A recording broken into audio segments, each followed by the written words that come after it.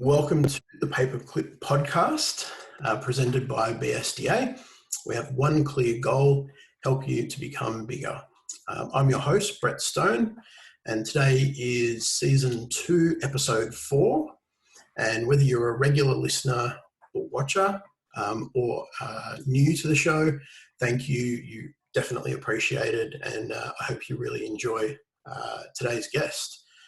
And on that note, it is my pleasure to introduce Kathy Edwards from Steppin Out Events, who is an event planner for singles over 40 and corporate events. Thanks for joining us today, Kathy. Thanks, Brett. Thanks very much for the invite. Pleasure. So the first question that I have is often my favourite and obviously our audience's favourite as well. What was your very first job and what do you think you've learnt from it? Oh, my very first job. This is going to actually surprise you. My very first job, Brett, I actually worked for Channel 10 for Neighbours on their crew, on their location. So my job was getting up very, very early hours of the morning, going to the location wherever Neighbours were shooting for the day. And I was actually part of the catering. So I used to help set up all their breakfast and their lunch and everything else there that they needed for the day. The on-site catering crew. Got a chance to meet and talk to most of them during their downtime, during their breaks when they weren't filming. And I even had a little star role in it. Well, yes, I did. Well, actually, it was my right hand and my handbag at the time got to star in it. They needed someone to step in. So, it really opened me up to a lot of very different dynamics from different people. Because obviously you'd meet some of the other crew that were working on the set, the cameramen and the audio, the makeup artists and the hairstylists and things like that. But I got to work some amazing locations, right down to an amazing wedding that we did at the zoo in the butterfly enclosure. So it was a very different first job for a young girl that came out of high school. That's awesome. We actually have something in common on that though, because do we?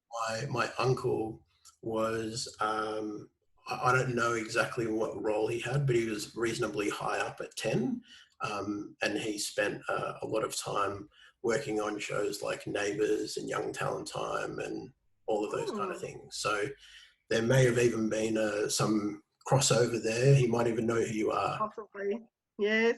The one whose handbag we used that time. Every now and then the groupies from England used to find us, and we used to have to divert, especially some young artists at the time that weren't quite used to dealing with the publicity. We had to kind of divert them and let them know that there was a group there and just wait until security to come and ask them to move away so then they could come and have their lunch. So it was a fun time. And what do you think you got most from that? Most from that, I think it was very, it was meeting a lot of different types of people every single day, because obviously you'd have the extras and that come through, and they would of course be eating also with a cast that were quite high profile, and Neighbours, as I said, was quite popular over in England and that then as well as Australia. You got a chance to learn some amazing stories and some amazing backgrounds from these people and hear about sometimes, with the extras, what their real job was and what they were doing here on the side. So it was hard work, really hard work, but I found it really interesting. So yeah, I loved it. And going from your very first job in catering at Neighbours through your whole career, what made you get to the end of all of that and say, I want to work for myself? That's a really good question. Basically, lifestyle. I like the life balance that I've got now. I'm a single mum with 2 little boys.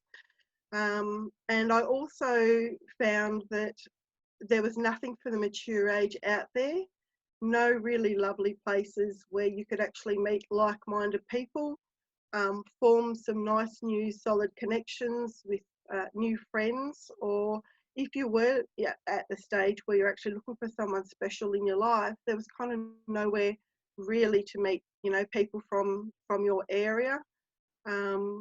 Yeah, and also not having to travel, kind of thing, for a few hours. So yeah. And what excites you most about your business, Stepping Out Events? Sorry, you just dropped out then, Brett. What was the first bit of the question? What excites you most about your business, Stepping Out Events? Oh, a lot of things. It's been a really steep learning curve. I have been in the events and security industry for about 15 years. Um, to be honest, it's literally just bringing people together. So my last event, I had just under 200 people. From that, I saw about 35, 40 people actually make connections and arrangements to contact each other again. I had a gentleman that actually rang me a couple of times and said, look, I'm really, really nervous. And I've been a widow for a long time. I don't really know how to start. Can you do an introduction for me? And I had the same for another gentleman who had been a businessman in the corporate sector and had dated a little bit, but never been able to make that special lady. And asked for an introduction as well, kind of thing. So literally I just took these gentlemen over to a couple of ladies on the tables and introduced them. At the end of the night, I didn't know, but one of the gentlemen had a big boat. We were at a yacht club from my last event. Had a lovely yacht out the front, and about 12 of them went for an after party on his yacht. So I looked after that. And then I've actually had 8 ladies now contact me from the event and said they met this amazing gentleman. We danced. We just didn't get that chance to exchange each other's phone numbers or details. Would you mind asking them if they would like my details? All the gentlemen said yes, and one had the most amazing, beautiful reply to this lady's request that actually made me cry. I actually sent her a copy of this reply. It was just so breathtaking, and they've been on about another 4 dates. So yeah, and look, that's exciting to me because the horrible online dating apps where you're swiping right to left really quickly, very disposable.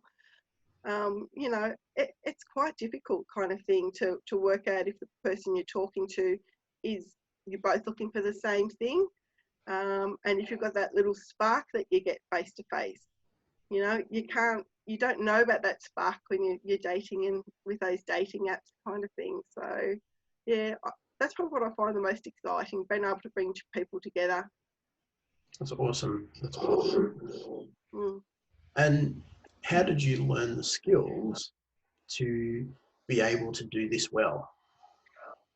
I've always been, I believe everyone has a gift, and my gift is I'm an organiser and I've got attention to detail. So in my working career, a background that I've kind of been in the police force as an investigator, and then in the events and security field, I suppose a lot of the time I see people at the most vulnerable.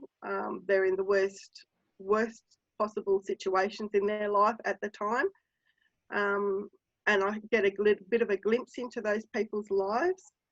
I was then able to take that forward into the security events business, and I'm really good at working out, what makes people happy, what brings joy to their lives. So I was able to then build on that with the security work that I do as well, and work out that, these group of people would be great if they met this group of people.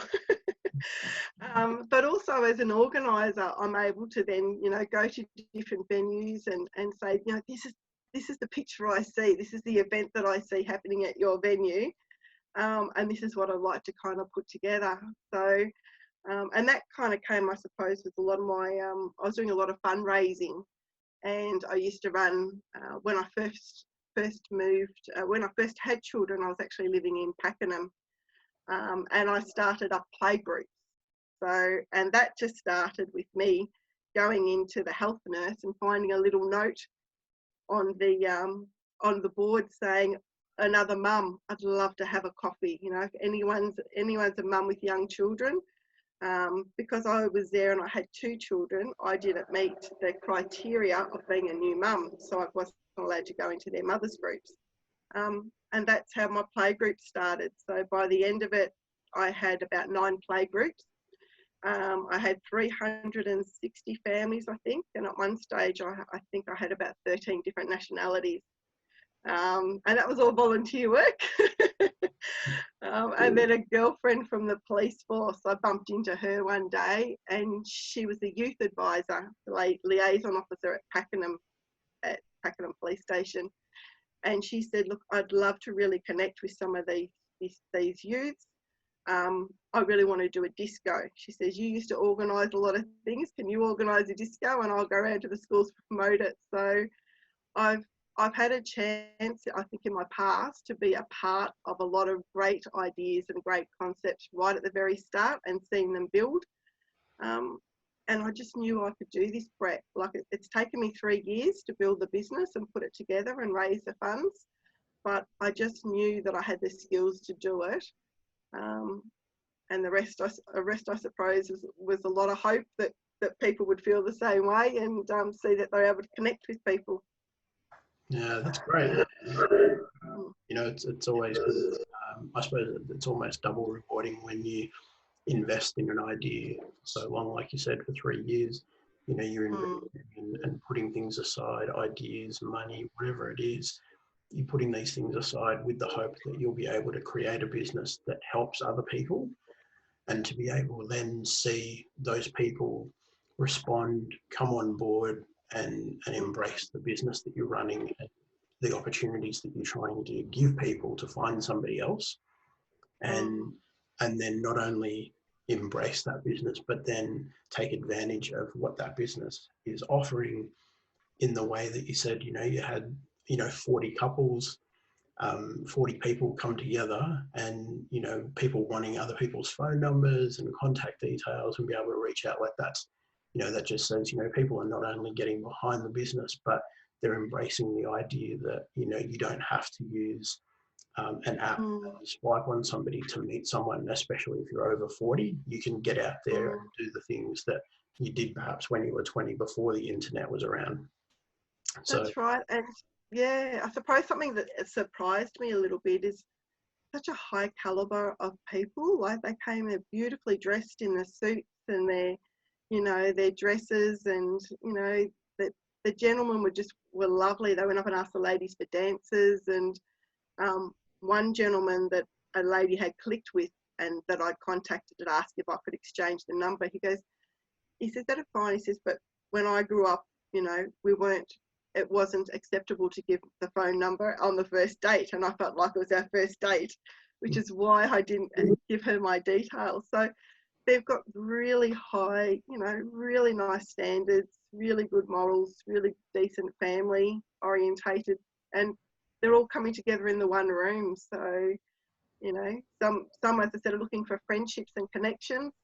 There was one gentleman, I'm hoping to extend it to some rural dances when things get up and going. And I asked one gentleman who got back to me in relation to what would he like out in rural way. And he was a gentleman that was a widow, and he said, look, my wife was my soul. I'll probably never remarry again, but it'd be lovely to talk to a lady and ask a lady to a church social kind of thing, or ring up and say, how's your week been? That cattle out there's been giving me a bit of a hard run kind of thing. So that's something I'm hoping for the future, to still have rural events. Yeah, it's exciting. Definitely is, yes. And you've obviously worked alongside other people, through your career, and obviously you had to have worked alongside other people catering at Neighbours, and you've obviously now, to some degree, working on your own, at least in the early stages. what are some of the differences that you found between working with other people and going it alone? It's actually quite a big difference, Brett. I felt like I've got a home office, so I'm kind of in my back room. As I said, lifestyle, my juggling, being able to help out the school and do the after school activities with my children were very important, as well as, you know, being able to get the business off the ground and giving us a better way of life. But it's very isolating. I've been used to having, like, always having a team around me and being part of it, a team, you know, whether it be in different dynamics and working on different things. I've always had the chance to bounce that idea off them and go, okay, well, what about we look at this situation, you know, what will be that outcome? Has anyone else got any ideas, or can we brainstorm? That's not working, what can we do? When it's your own business, it's just you making those decisions and those calls, and especially when you're starting out a bit, there's a little bit of self-doubt there. You're going, oh, this is what I would like, but, you know, is this what the gentleman would like? And I'd often say to some of my male friends, and they go, just don't make it too girly, you know, for the Valentine's Day one, just don't make it all pink and red and, you know, all that kind of thing, too girly at all. You know, then that'll be fine. So you do get a chance to bounce it off, but it can be isolating kind of thing, just in my back office by myself.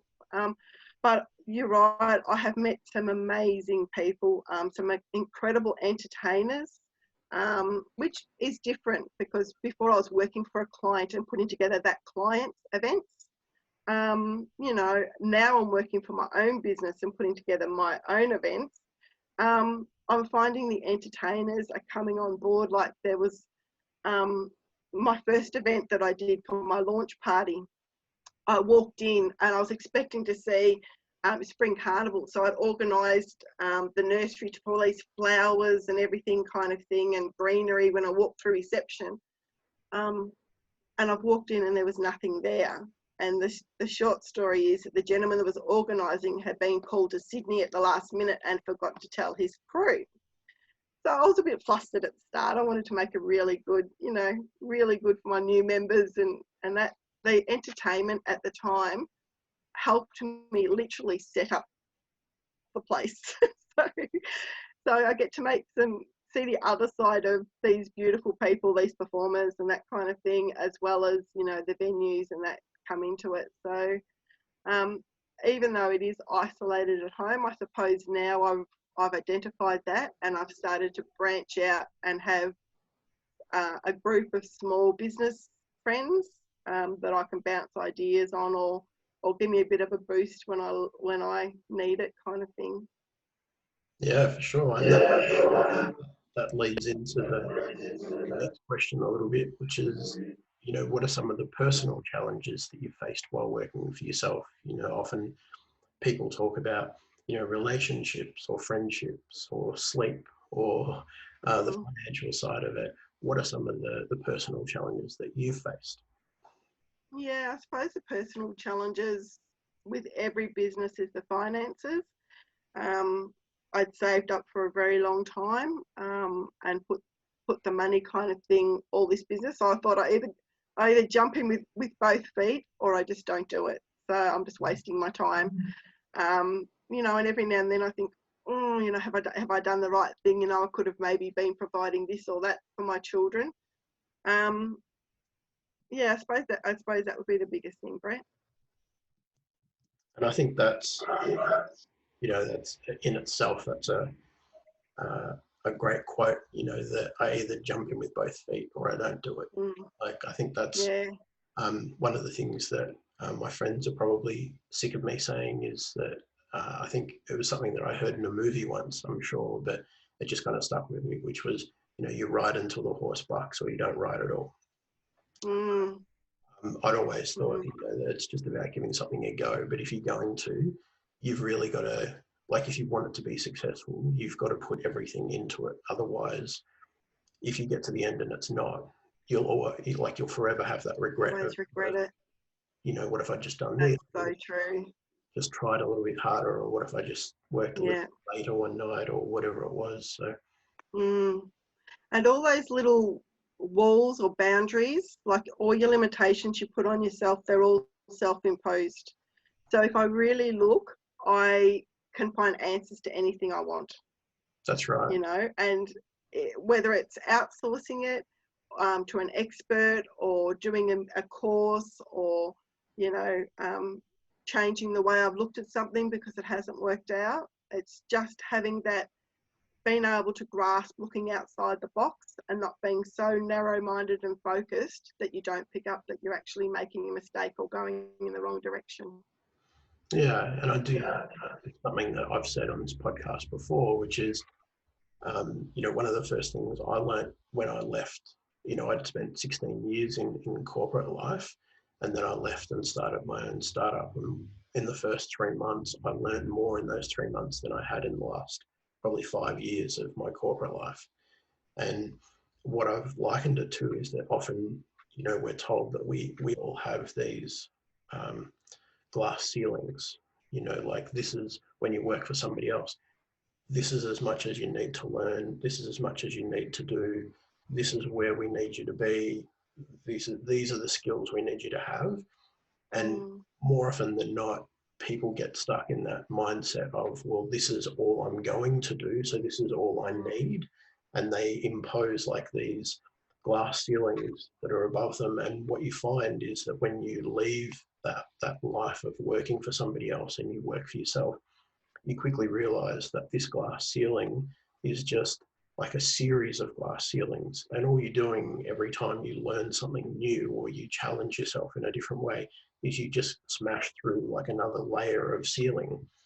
And like within 3 months of leaving my corporate job, I had realized all this was doing was stopping me from learning and knowing more about everything, every aspect of a business. You know, like when you work for somebody else, you turn up and you do this job or these couple of tasks.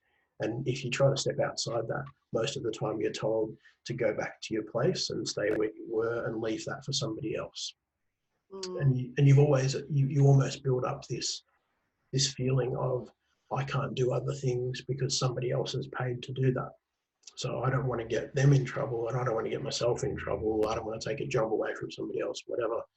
And it's all kind of rubbish, really. Like with all the resources that we've got at our hands, like you said before, you know, you can, if you've got a membership at your local library, you can join Linda for free and do any number of courses online.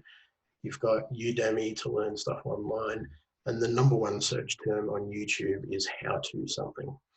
So people are just dying to learn. And it's when you look at something like YouTube with all the content that's out there and the thousands of hours that are uploaded every day, just knowing that the term how to something is the most searched term on YouTube just shows that people are actively searching every day how to do something, and they're trying to learn something new, from, you know, cutting a piece of timber to hanging a painting to starting a business. And there's lots of resources if we just look outside ourselves.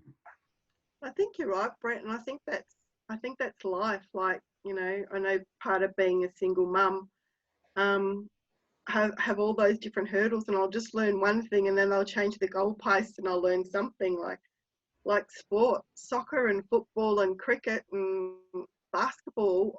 I'm very sporty. I know nothing about any of those. You know, I turned up to my son's indoor soccer and they wanted me to be scorer. I'm like, you might need to tell me a little bit more.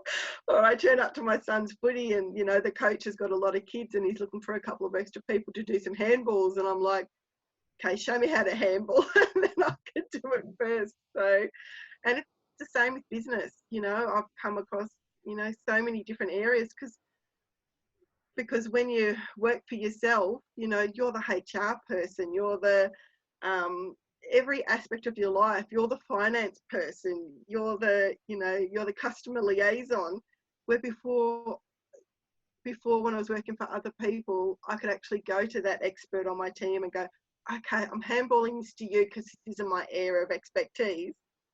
It's now your own business. your area of expertise is now you deal with it, or you outsource it. That's your call. The buck stops with you with everything. So yeah, so it's been interesting. I use Audible and a lot of books. So I'm a bit cheeky, so if I go through my day, I actually have a book next to me, and if I don't understand anything at the start, I'll admit I didn't understand websites, SEOs, Google searches, like anything at all to do with business. I'd write it down in my book, and either at night or when I was taking my lunch break, I'd actually go through and search different topics, search those topics on Audible, because at night my eyes are really, really tired from being on the computer screen all day, or talking all day kind of thing. And I'd actually download and I just listen to them at night. I can either take notes, or by the morning I've actually got the answers to my questions. So then when I go into a meeting with contractors, I actually know what they're talking about, or the questions I really need answers to for my business. So it makes me more prepared and a little bit of a step ahead. But that's learning all the time about the different areas, and especially now that I can't actually run any physical events and all my events are going online. That's a steep learning curve to be able to learn how to put all these events online. And so, good time into the next question, which is, up until now, what's been the single greatest challenge that you faced, and how did you overcome it?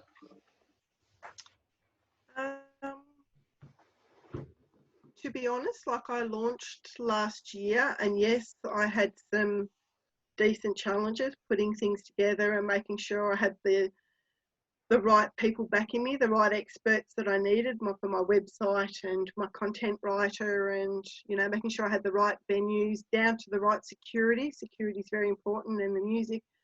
But honestly, Brett, this would have to be my hardest challenge. I built a lad up. I had everything from the blues train coming up. I had this amazing boat trip. I had a barn dance. I had so many things that I'd worked so hard to get. There was one venue that I was looking at having a regular kind of casual, back with a DJ kind of thing, that I'd worked for quite a few months putting that together, and having all that drop away all at once. It threw me for a loop for a little bit. But I had some amazing friends, such as yourself and a lot of my other business people, that kind of called me and help pick myself up, and then say, okay, let's do some events online. So to be honest, this has probably been my biggest challenge. And if you had to do all of this again, knowing what you know now, what would you do differently, and why? To be honest, I'm a big believer in, I give everyone the benefit of the doubt, and I trust a lot straight up front unless I find out differently. And that's just my personality, where at the start that left me a little bit vulnerable and open to people that weren't honest with me, where I commissioned them to do some work, and they kept giving me excuses, and then at the end of the day, they'd let me down. My due diligence wasn't there. I needed, as a businesswoman, to get smarter and grow, and I definitely did by a couple of experiences. And now, not do I just ask the right questions and contract the right people, I also do checks on those people to make sure what they've actually told me about what they can bring to the table for me is actually truthful. And that's something that I've had to learn an expensive lesson by. But that's also helped me grow as a business person and open me up to more opportunities, because I do delve a little bit deeper now than before. Yeah, and I think that's often something that a lot of businesses, especially new ones, struggle with, is that they want to trust, they want to believe that everybody else is out there to do the right thing too. And unfortunately, every now and again, we all run into those people that don't necessarily have our best interest at heart, or perhaps don't give all the attention or all the the careful steps that should be taken accordingly. So, but that's, as you said, it's one of those lessons that we learn and just kind of go, well, that's something that I've learned. I can just put that in the log now and move on, and next I know a different way to do it. That's right. Yes. And what do you think the best advice that you've been given is?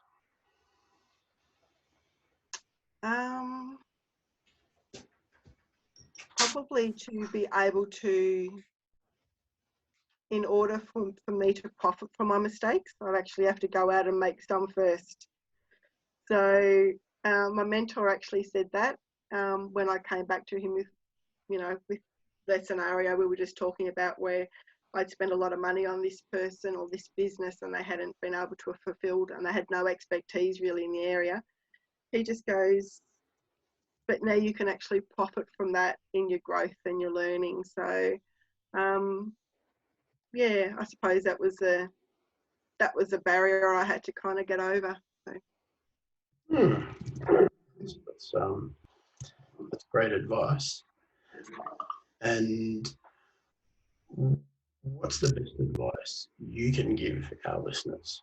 What's your best advice for other people that are wanting to start a small business? Yeah, that are starting a small business. I'd say research. So make sure they say you should do whatever you're passionate about, because that's what you'll be good at, which is great. Just make sure you've got people that are wanting it, like an audience and demand for it. I actually just spoke to a lady a couple of days ago who's doing something in the pet industry, and I said, wow, there's a lot of competition in the exact area that you're doing. And she didn't know what I was talking about, yet she'd purchased and put a lot of money down on this app. And then I said, well, you've got these couple that are already doing it. So I just say, just do your due diligence and your research to make sure whatever you're wanting to put out there, you have got a demand for. And the second thing is that you actually understand and know what you're doing, or are able to get some training in that area. If you're looking to maybe get a franchise or something like that, buy a franchise, make sure that, they're really sound. They've been going for quite a few years. They've got sound training. They then be able to give you the moral support, as well as, showing down on paper. And if you do a franchise, make sure you get legal advice and advice from your accountant. So I would say due diligence, and do something that you actually know what you're doing. And if you don't, make sure you're able to learn in that area, or I've got some traits, your personality, that's open to be able to learning in that area. Like for me, it's no good me going and opening a computer business or selling anything technology, because all I know what to do is, if it's broken, turn it on and off. So for me starting a business in that area would be a bit crazy. So just make sure that you have that knowledge behind you before you put down any money first. Good advice. It's good advice. And so what I'm going to do is change gears with the question a little bit and talk more about the advertising and the marketing side of your business. And so thinking back to the first time you actively sought out your first clients or customers, what did you do, or what were some of the things that you did to drum up interest to get those first people on board?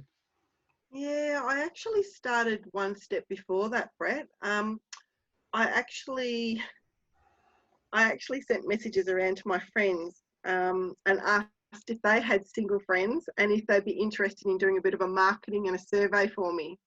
Mm-hmm. So I did two things. One, I sent out surveys, everything from, what was your best event? Why did you like that event? What was the price? Where was it? And then I actually held forums face to face, which was really interesting because they all bounced off each other. As in, I'd bring up one thing, I might be about their canapes walking around at the night, and I'd have people going, oh, I hate it when when it's all mushy and you're trying to look really nice and you drip stuff on you. And so that was really interesting. So before I even started, I want to make sure that I had a full understanding of what people really wanted. It wasn't just what I would have liked when I go out for a nice night out to make it successful. I wanted to hear from other people. And then I put all that together and I started learning about where I'm able to actually market to other singles. And that's been a challenge. So obviously you've got Facebook, and it's a bit scary how much Facebook knows about you and your demographics. But, you're able to market directly to those kind of people. I'll also look at other avenues like different magazines that people read that demographics, different newspapers. I've had some amazing cross promotions with some sponsors, whether they're wineries or breweries, a gym, all of that kind of thing, to also look out to be able to do them. I also at the start looked at, which is public record, that our sort of census data, and our last lot of census data, and where the demographics were and the people were, to know where to actually go out and market, because it's no good marketing to an area or a suburb where majority of them are married or that. So I did a lot of research and background areas, and then I took all that together and went out and asked my experts, found people in different fields to then ask them. Some of them I engaged their services, and some I realised their services weren't what I was after, and what my outcome and what they were able to offer me just wasn't compatible. Yeah, okay. When it comes to social media services like Facebook and LinkedIn, Instagram, and even TikTok now, how do you think they assist with the growth and awareness of Steppin Out Events? It's funny because I can share one thing and then that can be shared multiple times in the one day. Like I found audio are 3 times the more engagements, obviously, than my still photography or anything like that I put out there. So I'm able to capture people, and they get to know a little bit about my personality and about the business, and and it's a very personal business to a lot of people, kind of thing. I speak to a lot of people that, we're all over 40s market, so we're 50s, 60s, 40s, 50s and 60s, etc. We're all usually at our second time round, so we've all, either got kids or a past, or like some call it the baggage. We've all got something there and hurdles to kind of get over. So my business comes with, the personal feeling is that I understand where they're coming from and what their past and what they're bringing in, and hopefully break down those barriers. So being able to use those platforms is people going to people's homes and being able to let them see me a little bit, which was very difficult at the start because I'm usually a very private person. So having to get out there a little bit was a bit uncomfortable to start off with.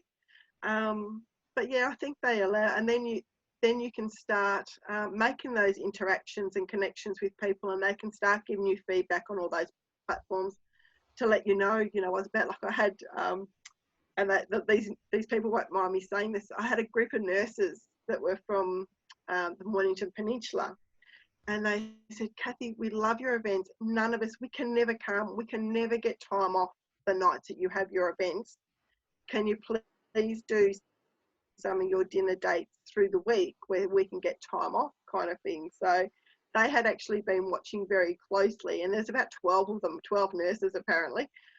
They've been watching very closely and waiting, but I'd been keeping them on the same night and not realising that, I was cutting out a lot of the shift workers and that kind of thing from being able to come to my events, and people on the lovely roster system that some of the emergency services and that have. Yeah, and that's also a great lesson sometimes. And sometimes it takes somebody to come to you and say, hey, this isn't working for me or for us. Can you do something Mm, different? And I think that's not only is that a good lesson, but then I think it's great to highlight there that you, you did what often we're afraid to do, which is change slightly. It's like, well, I'm doing this and it's working, so I don't need to do something different, and I don't care about 12 mm, people when there's 200 over here. But I think what you're mm, showing is, the ability to listen to somebody else and say, well, look, actually, what I could be doing is I could be missing a great opportunity by not listening to these mm. people and not seeing what else I can do or what else I can offer people. So I think that's Mm. a real strength for you and your Yeah, business. look, sometimes that is difficult, Brett. The last event, I had quite a few ladies call me or contact me and say, "How can you guarantee the room isn't going to be lopsided? So I'm not going to walk in and see a whole lot of ladies and a handful of gentlemen." And I can say, "Look, I can't tell you 100% it's going to be completely even, because that would be lying, because but I can control it as much as possible by limiting the amount of tickets." So I sold a certain amount of ladies' tickets, and then when the gentlemen's tickets started coming to that level, I released a little bit more ladies, and that's what I kept going. And that's what I look to do to all my events. I had 50 ladies on the waiting list, and uh, friends or a couple of people there said, "Oh, why didn't you sell it to all those ladies? Kind of have more here." And I'm like, but then there would have been another 50 ladies in the room, over the amount of gentlemen, kind of thing. So I'm very mindful of, that's all well and good, me getting the ticket sales all on the one night, but I'm not about that. I'm about giving the best possible experience for a night at, the lowest price I possibly can. So that's where my value, I think, is in as a business. um, you know, and since then, that lady, the nurses, called me, I think, 3 times with different venues down her way, that she's already spoken to the venue owners or the restaurant, and they're interested in me going down that way. So I'll definitely be going down there when things get up and rolling again. And some of the advertising or marketing that you've done that wasn't as successful as you'd hoped, or just, completely flopped? And what did you Mm. learn from that? Oh, um, I did some research in relation to letterbox drops and flyers, and again, I probably should have done a little bit more due diligence, but I thought it was a good idea at the time. And I did it just around the area where I was having that event. I thought, okay, I'll do a letterbox drop and a spread around that area. Mhm. And I had a little code at the bottom and said, if you put in this little code, I will give you a discount, or you can have a drink card or something like that, a promotion. Not one replied. I think there was 800 or something like that. There was a high number. So I've since found out that when you do a letterbox drop and it's with a lot of other promotional activities, like you've got your Kmart catalogues and your Coles and all that kind of thing, this little lonely flyer gets a bit lost. Where if I actually do it independently, I've got a gentleman in my business group who actually does it independently, and he actually said it's the highest percentage of new customers he gets just from that one avenue. So now I know that, okay, in future, that's what I'll be looking at doing. So yes, it did cost me a bit to have that mistake, but now I've learned from it and be, still utilising those services, but just doing a different approach to suit my business. Absolutely. And Mm. what was some of the advertising or marketing that you've done that was really successful? So perhaps, you weren't sure about, or you had high hopes for, but then ultimately the result was really great. Mm. Um, I suppose there's two there. One's digital media and one's hard copy. So my digital media would be my direct Facebook ads that I do. Um, they had amazing. So I think in 1 week I had 2,500 people from the Facebook ads come through and have a look at my event. And you can kind of track everything, as you know. And from that, I think for every dollar I sold, every dollar I spent, I made something ridiculous like tenfold in that. So that was really valuable for me. And being able to really narrow down on the certain areas I needed for different events. The other one was the Mornington Peninsula magazine wrote a really lovely article about me. And even though it was a bit hard to gauge what business I was getting directly from that, I ended up my last event on the night, and even now, finding out that those magazines are being left lying around and people are reading the articles. So they've been left a lot in waiting rooms and that kind of thing. So people are actually coming to my events, saw it at their doctors because the magazine was sitting on their coffee table. And I think sometimes people don't think like the wonderful little local radio stations or, you know, your local magazines and that kind of thing are really of any benefit. But in hindsight, they actually are. They give you a really good avenues and open up to a bigger audience that you wouldn't have expected to have obtained. And what do you think is the most valuable free tool that you've used either to promote or create for your business?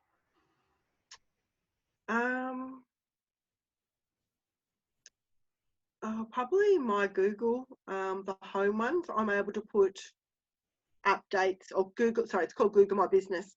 Able to put my updates and all that kind of thing on there straight away. So any little promos I've got or deals, or if I am looking for a certain amount of people for the males in that area that I want, I can kind of put it on there and that will help me boost. And that's been a really valuable tool to me. Yeah, probably Instagram posts as well, I'd say, Brett, it's been quite valuable. And again, that's something I had no idea about. Wasn't something that was in my day-to-day life before starting my own business. But the visual aspect, I've learnt people engage a lot more, and having those photos up on my Instagram and letting people know, you know, the type of people that are coming to my events and how lovely they are, kind of thing. And them actually being able to see a photo kind of thing of the crowd is that little bit of reassurance. Also, I find I have like a saying that solo is the new norm. Because if you're like me, I've missed out on going to a lot of events and that kind of thing because I've had no one to go with, and I haven't quite had the confidence to go by myself. But I have like an area where if you come solo or, without a partner kind of thing, you can kind of go over to a certain area, or I can introduce you and you can actually meet other people that have come by themselves. So, and that's been able to put that out onto Instagram and these areas has been really great. And the last question I have for you is, what's the next big thing for Steppin Out Events? Oh, the next big thing is if you go onto my website now, you'll see the start of something very exciting. So it's online events. Mm-hmm. So I've got comics there. I've got live gigs. I've got closed parties, closed Zoom parties, which will just be for singles over 40 that you can come and join. I've also got trivia nights, which are going to be a bit of fun. We had a trial one with a comedian. I've forgotten how cheeky comedians are, so I might need to put a rating on to say possibly not kid friendly for this one. But I'm also opening up to lifestyle and wellness for the over 40s. So we've got some fantastic presenters coming up. Some of the events are going to be free, Brett, where you can come in for free. Others are going to be paid, so I'm going to have a tip jar. So it's really important, I think, at this time to also think about our entertainment industry. A lot of them are really hurting. I think I read last week 75,000 events had been cancelled. I understand it's a lot of venues and their staff, but it's also a lot of entertainers that now have literally no other avenues. So some of these live entertainers you will get, some of them are just having a virtual tip jar where you can just donate whatever you feel or whatever you can at the time to these performers. And some of these performers are giving it to charities. And others, it might be a ticketed event where I was saying I was working with the lovely lady from the rural community. You know, half of what we'll do for the trivia night, half of that will actually go into the 1,000 paddocks kind of thing to be able to bring something back to the rural community, some social gathering for them. And the other half will go to the entertainment. So I personally won't be making any money going forward, but I will be able to hopefully bring a lot of people together that are isolated and still be able to make those connections over online. In the closed chat rooms, there might be some people that would like to exchange their phone number and actually talk offline a little bit later. And I've also got a closed Facebook page called Melbourne Singles 40 Plus. That's just a closed page. We talk about books and movies and put photos and things like that up there that make us smile or of our favourite place. So it's opening up a whole lot of new things. Also looking at virtual speed dating. So where you meet in a big group and then get a chance to go off in little rooms and talk to each other. So lots of really exciting things still happening at this time until the other events can start happening again when everything's finished. It's great, and it's exciting to see, you know, how you've embraced the what others would see as limitations and look at them as opportunities, which is fantastic. And for our listeners and viewers, if you'd like to learn more about Steppin Out Events, you can check them out at steppinoutevents.com.au, and obviously on social media as well, just under Steppin Out Events. And as always, I like to close the show or end the show with a quote. And today's one comes from Leo Burnett, who said, "Curiosity about life in all of its aspects, I think, is still the secret of great creative people." So you've been listening to or watching the Paperclip Podcast presented by BSDA. We have one clear goal: help you to become bigger. If you'd like to learn more about growing your business, head to bsda.com.au. Thanks very much for joining us today, Kathy. And thanks, Brett. Thanks very much for the opportunity of being part of your podcast. It's been great. Oh, it's a pleasure. And until next time, everyone, keep growing.